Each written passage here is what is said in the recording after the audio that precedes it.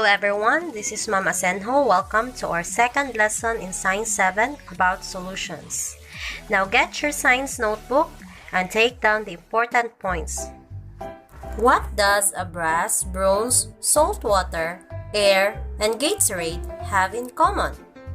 Now, they're examples of solutions.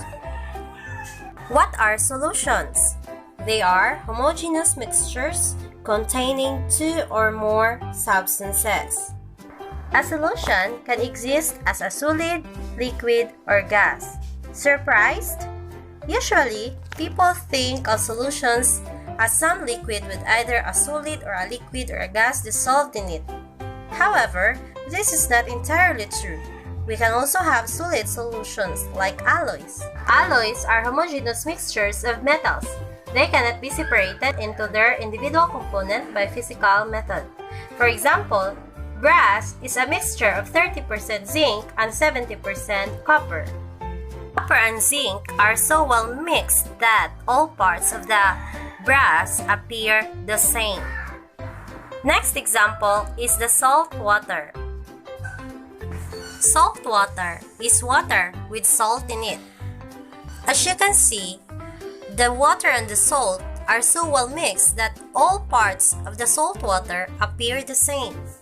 Also, we cannot separate salt from the salt water through filtration because their particles are so small that they pass through the filter paper.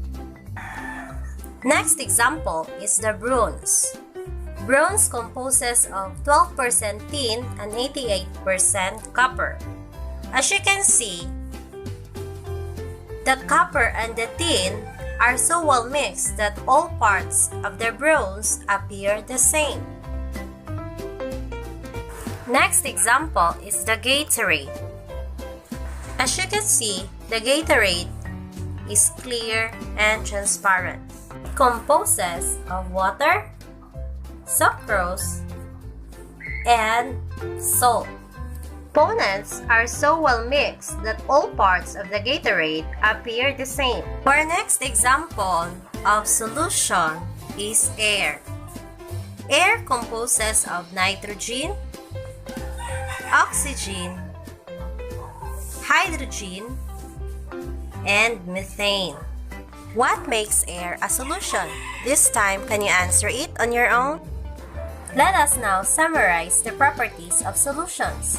First, it is homogeneous. That means a mixture of one phase only. The components are so well mixed that all parts of the solution appear the same. Second property is that the solute cannot be separated from the solvent through filtration because they are so small that they pass through the filter paper. The third property of solution that you need to learn in grade 7 is that it is often clear and transparent. Now, let's proceed to the components of a solution. The solution has two components. We have solvent and solute. The solvent constitutes the larger component of the solution, while the solute is the smaller component of the solution. In this salt water solution, water is the solvent and salt is the solute. Again, the solute is the smaller component of the solution, whereas the solvent constitutes the larger component of the solution. Later on, we're going to mix salt with water and we'll have the salt water solution.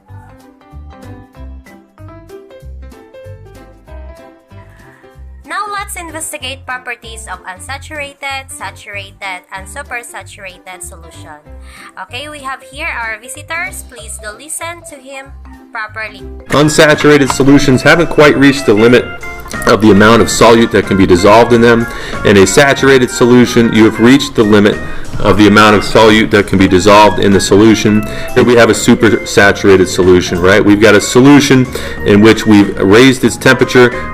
We're able to dissolve a lot more salt than we normally could have, and then we end up cooling the temperature down, and what ends up happening is that if you continue to add more at that cooler temperature, the solute might precipitate out and form some sort of crystal structure. Alright, let us summarize. Unsaturated solution contains less than the maximum amount of solute that can be dissolved at that temperature.